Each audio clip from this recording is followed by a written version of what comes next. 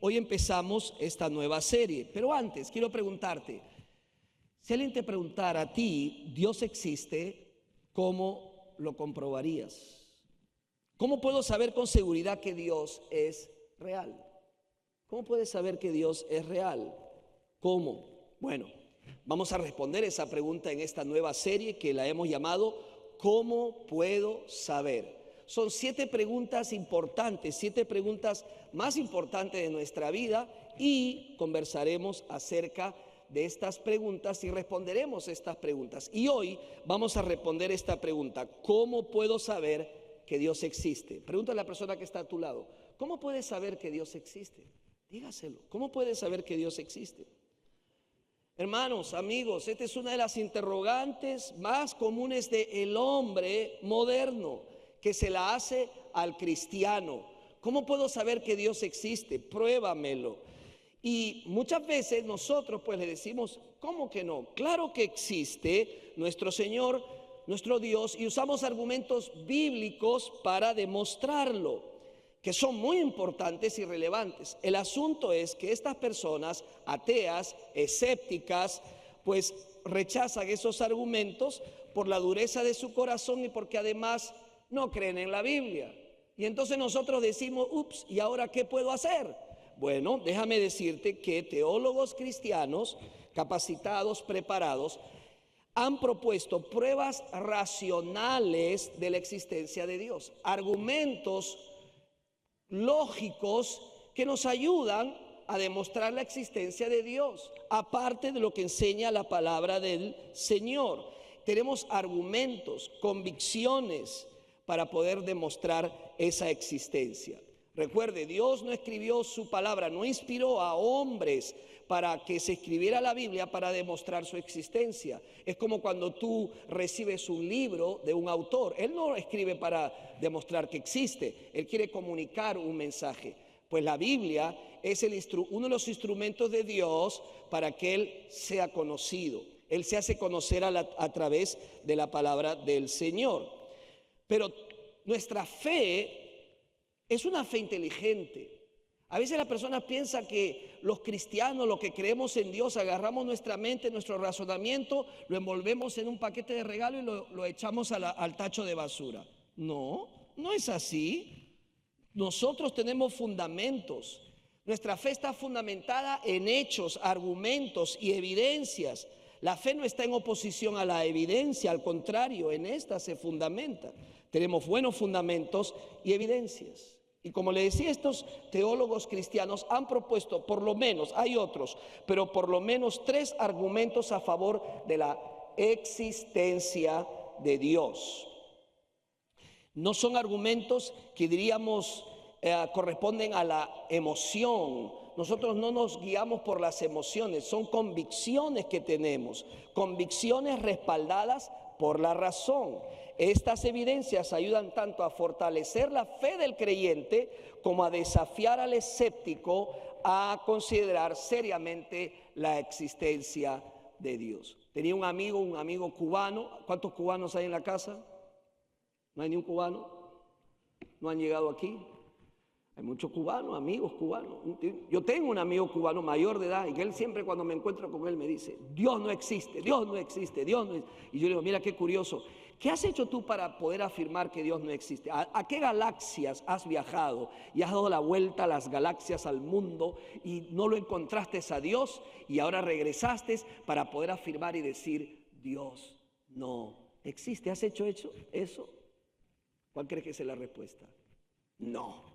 Claro, simplemente es decir por decir. ¿Cuáles son esos 3 argumentos a favor de la existencia de Dios?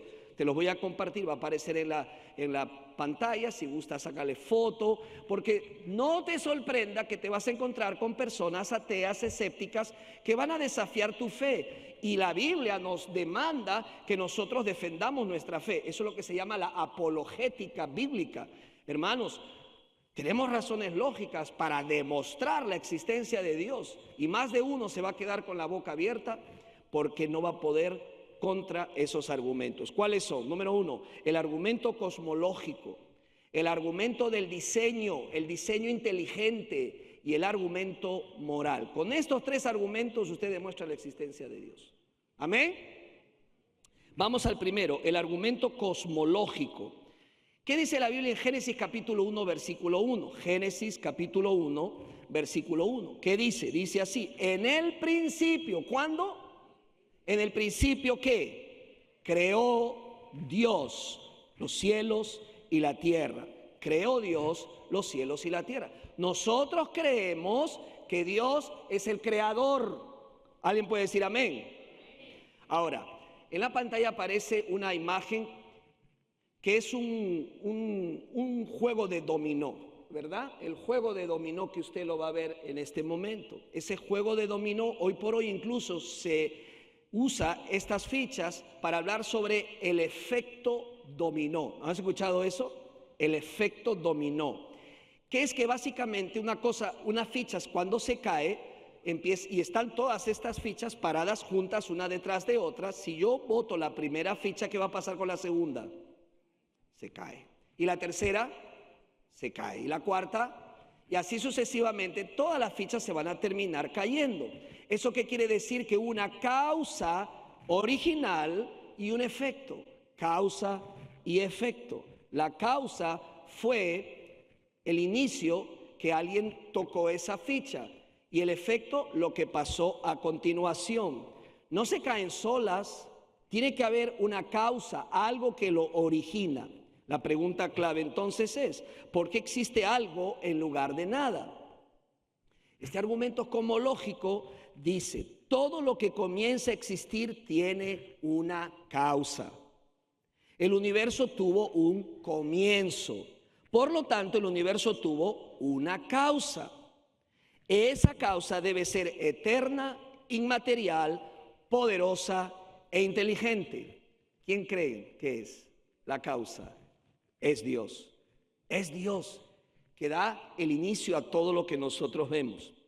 Ahora, muchos han manejado la teoría del Big Bang, seguramente ustedes lo han escuchado, que es la teoría que implica un modelo científico más ampliamente aceptado sobre el origen del universo. Según esta teoría, el universo tuvo un comienzo hace aproximadamente 13.8 millones de años. Todo, espacio, materia, energía, tiempo, surgió de un punto extremadamente pequeño, caliente, denso. Desde ese momento, el universo ha estado en expansión. Este modelo se basa en evidencias científicas como la expansión del universo, observada por Edwin Hubble, la radiación cósmica de fondo, la abundancia de elementos ligeros.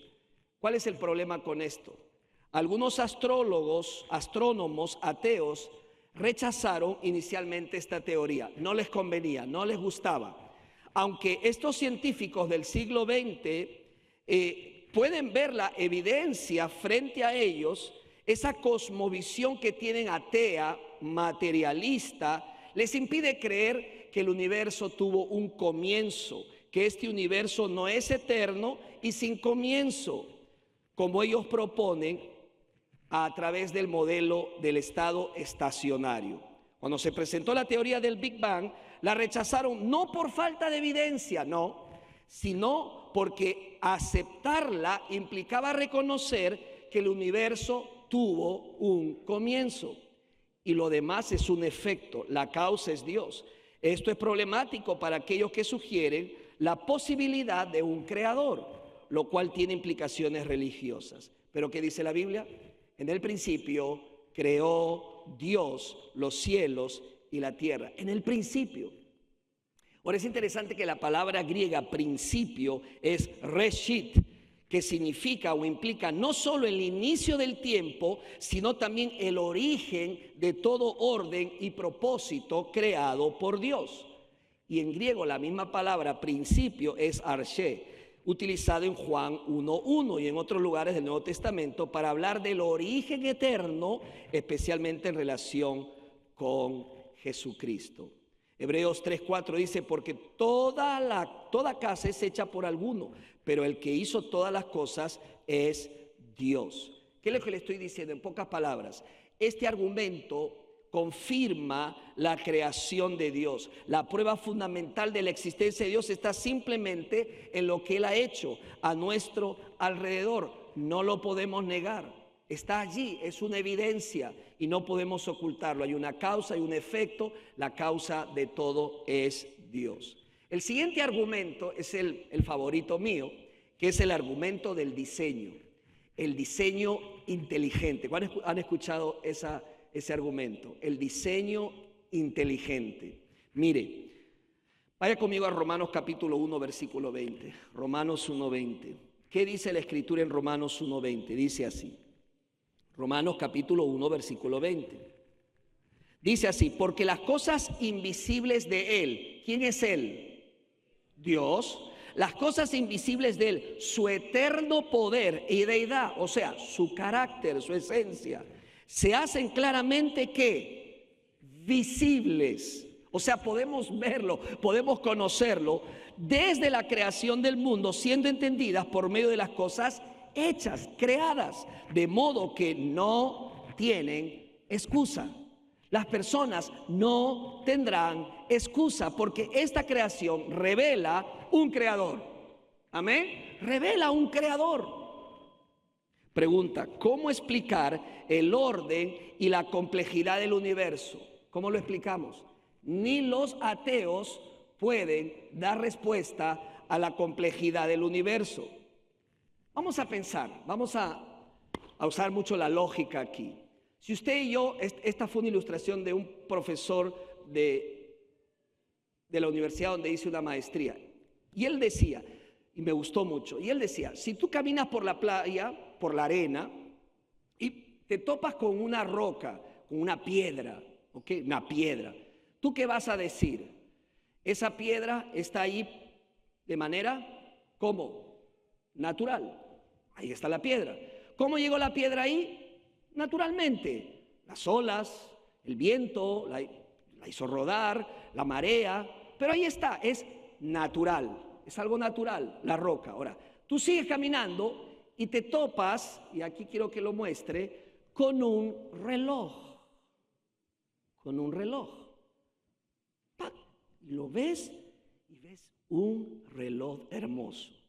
¿Tú vas a decir que de manera natural está ahí? Bueno, déjame decirte que hay personas que lo pueden decir, que a través de millones, millones y millones de años, ¿verdad? Las olas se agitaron, los vientos enfurecidos dieron contra la arena y a través del azar y una suerte de magia sideral, ¡pum!, apareció un reloj. ¿Usted lo creería? Yo tampoco. ¿Qué es lo que hace cuando ves un reloj? Lo primero que te viene a la mente, ¿qué es? Alguien lo creó. Alguien lo hizo, alguien lo diseñó. Hubo un diseñador. ¿Ok? Vamos a movernos. Si se encontrara un mensaje codificado o alguien, por ejemplo, que pide ayuda a través de un mensaje SOS, usted no va a decir que eso salió del azar. Alguien lo inventó. ¿Sabes, hermano, hermana, lo complejo que es el código del ADN en cada célula de nuestro ser? Es un mapa, no sé si pueden poner la imagen, pero este código hoy por hoy nos ayuda muchísimo en nuestras vidas para la salud, etcétera. Cada célula lleva este código de nuestros cuerpos. La complejidad y propósito del ADN no argumenta a favor de un escritor inteligente del código. Alguien lo tuvo que diseñar. ¿Qué significa este argumento del diseño? El universo muestra diseño, leyes físicas, precisión matemática, belleza, el ADN que nos muestran de un diseñador, pero un diseñador inteligente. ¿Y quién es ese? Dios. El azar no puede producir tal ajuste fino. Imposible. Matemáticamente es casi imposible. Donde hay diseño, hay un diseñador. Y en este caso, el diseñador es nuestro Dios. ¿Qué dice el Salmo 19:1? Vaya a su Biblia al Salmo 19:1. Dice así, el Salmo capítulo 19, versículo 1. Los cielos cuentan la gloria de Dios, y el firmamento anuncia las obras de sus manos. Amén. Isaías 45, 18. ¿Qué dice? Isaías 45, 18. Dice así la palabra del Señor. Porque así dijo Jehová, que creó los cielos. Él es Dios, el que formó la tierra, el que lo hizo y la compuso. No la creó en vano, para que fuese habitada, la creó. Yo soy Jehová y no hay otro. ¿Alguien puede decir amén? Claro, el hombre incrédulo no acepta la creación. Él va a proponer una teoría diferente, que es la comúnmente llamada teoría de la evolución. Y aquí hablamos del darwinismo. El darwinismo es una revista y sigue siendo una de las teorías científicas más exitosas jamás promulgadas. Cuando hablamos de evolución, hablamos de microevolución, cambios muy pequeños dentro de una especie, como por ejemplo diferentes tipos de perros, ¿verdad? Es observable, generalmente aceptado incluso por muchos creyentes. Pero cuando hablamos de la macroevolución, ahí cambian las cosas. La idea de que todas las especies evolucionaron de un ancestro común por azar durante millones de años no es creíble. Por azar, la materia necesitaba manos y ¡pop!, salieron las manos. Necesitaba ojos, ¡tat!, se hicieron los ojos de la nada. Sí, no creíble. Básicamente la fórmula secular dice lo siguiente: tiempo más azar, el azar más la energía, igual vida. Esta es la premisa fundamental de muchas explicaciones evolutivas, que la vida surgió espontáneamente sin intervención divina. Y es curioso que toda persona, si se acercara y mirara un edificio, este edificio o cualquier casa, ¿sabes lo primero que va a decir? ¿Quién lo inventó? ¿Quién lo diseñó? ¿Sí o no? Pero cuando hablamos de la creación, niegan la existencia de Dios. Como dijo Edward Andrew, las leyes de la naturaleza constituyen una realidad inmutable, mientras que las leyes de la ciencia son nuestros intentos, muchas veces imperfectos, de describir esa realidad. Hermanos, esta creación da testimonio de la existencia de nuestro Dios. La ciencia puede cambiar sus modelos. Déjeme decirle, la ciencia ha cambiado mucho. Usted lo debe saber. Antes de la ciencia, que decía que la Tierra era plana, hasta que, descubrieron que la Tierra era cuadrada. ¿Cómo decir cuadrada? Era redonda. La ciencia decía, si queremos salud, tenemos que sacar la sangre mala del cuerpo. No me acuerdo del presidente que mataron, creo que fue George Washington, tratando de sacarle la enfermedad, sacándole la sangre. Hasta que descubrieron que eso estaba equivocado. ¿Qué dice la Biblia? En la sangre está la vida. Y podría seguir enumerándolo. La ciencia siempre está cambiando, pero la creación de Dios permanece. La palabra de Dios permanece para siempre. Aleluya. La fe no niega la ciencia, pero sí reconoce que hay un diseñador detrás del orden. David Atkinson dijo: si la evolución se eleva al nivel de una cosmovisión sobre cómo son las cosas, entonces hay un conflicto directo con la fe bíblica. Dios ha creado todo. La creación es un testimonio, es una evidencia, es un argumento de la existencia de Dios. Tenemos el argumento cosmológico, tenemos el argumento del diseño inteligente, un Dios inteligente para hacer tan inteligente diseño que hoy vemos a nuestro alrededor y en nosotros mismos. Por eso la Biblia, cuando habla de crear, usa la palabra bará. Crear de la nada es un verbo usado solo para Dios en el Antiguo Testamento. Y cuando hablamos de que Dios creó los cielos y la tierra en 6 días y en el último descansó, esa palabra día en Génesis es yom. Este término aparece acompañado de tarde y mañana, lo que sugiere un día, escucha, literal de 24 horas. Y Dios Pudo hacer la tierra y la hizo en 24 horas, en 6 días de 24 horas. Porque Él es Dios y tiene todo poder. Dios como creador, la Biblia lo presenta. Tengo varios pasajes, si quieres sacarle fotos, no vamos a poder leer cada uno, pero sí me gustaría citarlos. Isaías 42:5, Dios da vida y sostiene su creación. Isaías 45:18, Dios creó la tierra con propósito, no la creó para estar vacía. Salmo 92:2, Dios es eterno, anterior a la creación misma. Isaías 46:10, Él conoce el fin desde el principio. Él conoce el fin desde el principio. ¿Sabes? Una manera muy sencilla para entender esto.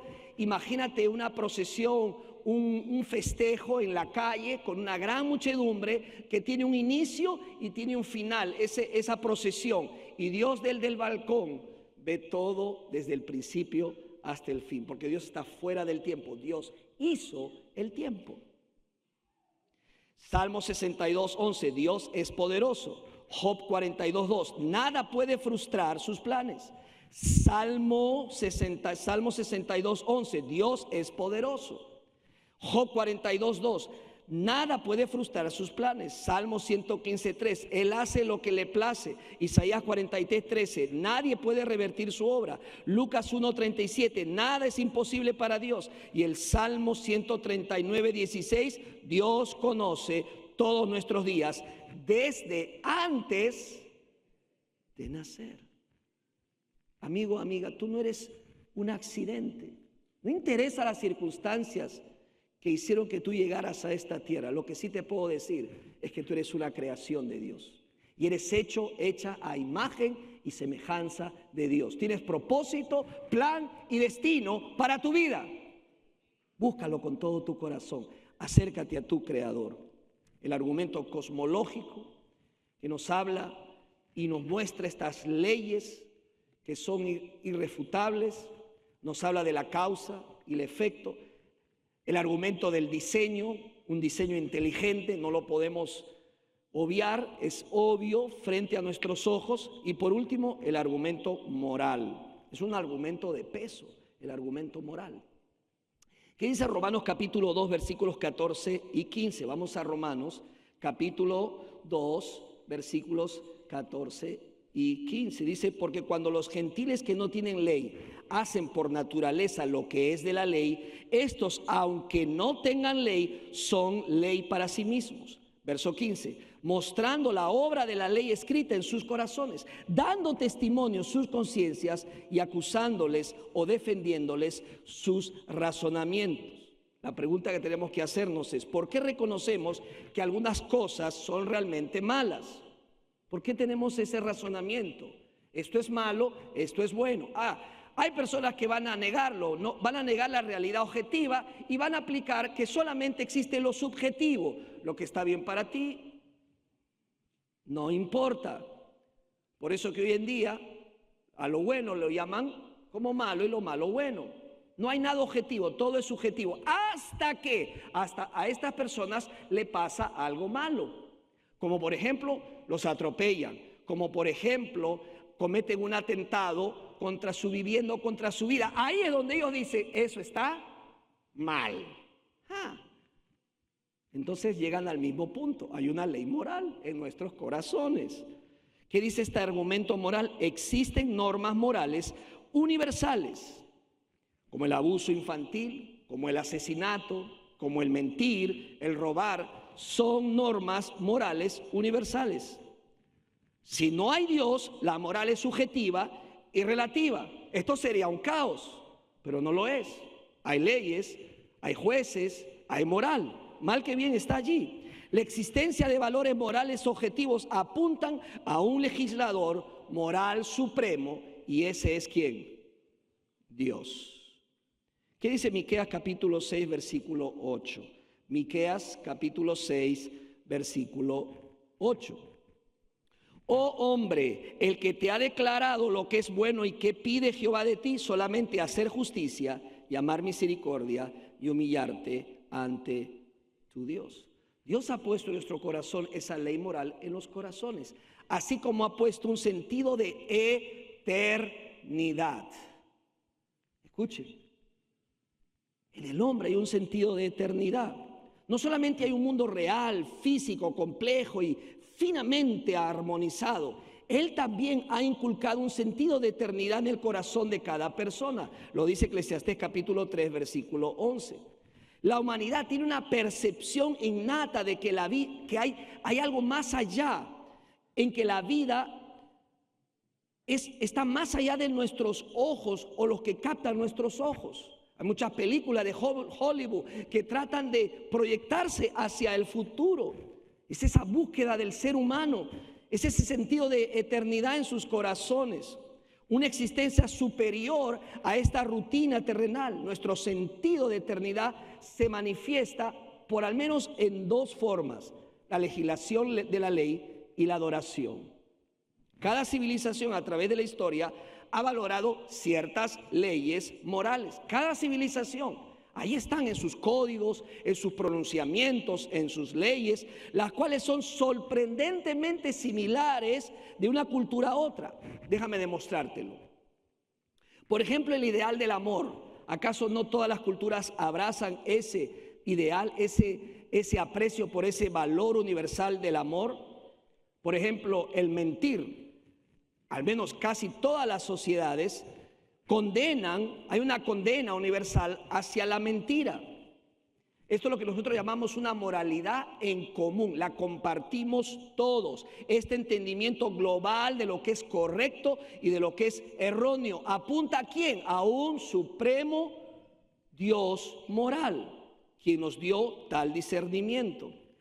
Así como hay esa moral, esas inclinaciones morales, también hay un sentido, un sistema de adoración dentro de cada ser humano.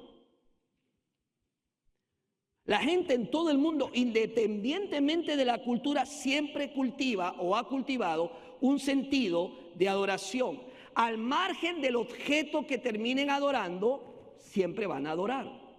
En Asia, por ejemplo, las personas adoran la vaca, el toro, el mono, el árbol, el sol, la luna, las estrellas, pero siempre está buscando un ente al cual rendirle honor, tributo, ¿ok? Porque hay un sentido de un poder superior que es una parte innegable del ser humano. Nuestra inclinación a la adoración armoniza con el hecho de que Dios nos creó a su imagen conforme a su semejanza y nos hizo para adorarle. Por eso la iglesia tiene la encomienda y el encargo y el llamado y la tarea de ir a cada pueblo y decirle: Dios es un Dios celoso. No comparte su gloria ni con la vaca, ni con el toro, ni con el árbol, ni con la luz, ni con el sol, ni con las estrellas. A Él, al Creador, se le debe solamente adorar. Gloria a Dios. Así como Él se ha revelado a través de su creación, se ha revelado a través de su Hijo Jesucristo. ¿Qué dice Juan capítulo 1, versículo 1 y 14? Juan 1:1. En el principio era el Verbo, y el Verbo era con Dios, y el Verbo era Dios, y aquel Verbo fue hecho carne y habitó entre nosotros. Y Colosenses 2:9 dice: en Jesucristo habita corporalmente toda la plenitud de la deidad. ¿Sabe qué significa este versículo? Que Cristo posee toda la plenitud de la naturaleza y los atributos divinos. ¿Quieres conocer a Dios? ¿Quieres conocer realmente a Dios? Acércate a Jesucristo. Amén. Porque en Cristo conocerás a Dios. Él guardó perfectamente toda la ley del Antiguo Testamento, cumplió las profecías concernientes al Mesías, realizó innumerables actos de compasión y milagros para autentificar su mensaje y atestiguar de su deidad. 3 días después de su crucifixión, Él resucitó. Fue un hecho asegurado, hubo testigos que lo corroboraron. El registro histórico abunda en pruebas acerca de quién es Jesús. Él es la revelación del Padre, la gloria de Dios. ¿Qué me lleva todo esto que les he dicho? A simplemente verdades innegables y claves. Número 1, Dios creó. ¿Alguien puede decir amén? Dios creó. Dios ha creado todo. Él es el origen de todo. Él es la causa. Nada vino de la nada. Todo vino de Él. No fue un accidente, fue un acto intencional. Seguramente nos creó porque estaba solo en el cielo. No. Él vive en perfecta unidad. El Dios Padre con el Dios Hijo y con el Dios Espíritu Santo. Nos creó porque quiso crearnos para mostrarnos su amor. 2, el tiempo está en sus manos. Él no solo creó el espacio y la materia, sino también el tiempo. Nada escapa a su control. En paz me acostaré y asimismo dormiré, porque solamente tú, Dios, me haces vivir confiado. Estoy en las manos del Creador. 3, su carácter se revela en la creación. Lo leímos Romanos 1:20. Porque las cosas invisibles de Él, su eterno poder y deidad, se hacen claramente visibles desde la creación del mundo. La belleza, el diseño, las cosas que vemos frente a nosotros, el diseño inteligente, la moral, la belleza, el universo, apuntan a un creador. El universo no es una serie de accidentes, sino una muestra de la sabiduría y poder de Dios. 4, todo fue hecho con un propósito. Todo fue hecho con un propósito. Dios nos creó y no lo hizo por capricho. Él tenía un plan eterno: revelar su gloria. Diga, revelar su gloria. Y redimir a su pueblo. Pregunto, ¿estamos glorificando a Dios con nuestros cuerpos, con nuestras mentes, con nuestros corazones, con nuestras carreras, con nuestros trabajos, con nuestras vidas? Es nuestro encargo y propósito glorificar a nuestro Señor. Termino. Un día un joven escéptico visitó a un sabio creyente y le dijo con tono desafiante: yo no creo en Dios. Dios no existe. Nunca lo he visto. Nadie puede probar que exista. Para mí todo esto que vemos es fruto del azar. El universo simplemente es. El sabio lo escuchó en silencio y luego lo invitó a caminar por su taller. Mientras que caminaban, descubrieron en la mesa que había un hermoso reloj antiguo con engranajes finos, pendientes oscilantes, diseño impecable, que era muy llamativo. El joven lo observó y se le abrió los ojos maravillado y dijo: ¡qué reloj más perfecto! ¿Quién lo hizo? ¿Quién lo hizo? El sabio responde con calma: nadie. Estallaron unas herramientas y pum, pum, pum, cayeron unas piezas, hubo una explosión de madera, metal, y apareció el reloj. Esto es absurdo, replicó el joven. Algo tan ordenado y preciso no pudo surgir de la nada ni por accidente. El sabio sonrió y dijo: hijo, si un simple reloj necesita un relojero, ¿no crees que este universo infinitamente más complejo necesita un creador? Tú no puedes ver a Dios con tus ojos, ok, pero puedes ver sus huellas por todos lados. Nuestra iglesia hace algunos años atrás hizo un campamento. Nunca voy a olvidarme. Estaba toda la iglesia reunida, alabando, glorificando a Dios, y todas las partes del programa, hasta que subió el invitado, el speaker, el invitado, el pastor que iba a traer el mensaje. Y lo que dijo nos dejó lelos, petrificados. Él dijo: ustedes no se han dado cuenta, pero nadie ha mirado al techo. Si miran al techo, ¿quieren mirar, hermanos? Miren al techo. Si miran al techo, ustedes van a observar algo que ustedes no han percibido, pero está allí. Y todos que creen que hicimos. Hermano, estaban las huellas de los constructores que habían hecho ese santuario y se podían ver. No puedo ver a Dios, pero puedo ver sus huellas por todos lados. Que no puedo negar que existe un Dios creador e inteligente que nos ha hecho y nos ha formado para su gloria y para su honra. Negar a Dios es como seguir esperando que el reloj se haya hecho solo. Pero hoy Él mismo te llama. Deja de mirar el reloj y conoce al relojero, a nuestro Dios. Amén. ¿Quién hizo esto que está sonando? Es Dios. Los escépticos seguirán investigando las pruebas. Los ateos seguirán rechazando las evidencias. Pero nosotros sabemos que Dios vive, que Dios es real, que Dios es creador. Y al final de cuentas, aunque existe la apologética, aunque existe la defensa de la fe, y vamos a hablar sobre eso, simplemente podemos decir que todo se reduce básicamente a la fe. Pero sin fe es imposible agradar a Dios, dice Hebreos capítulo 11.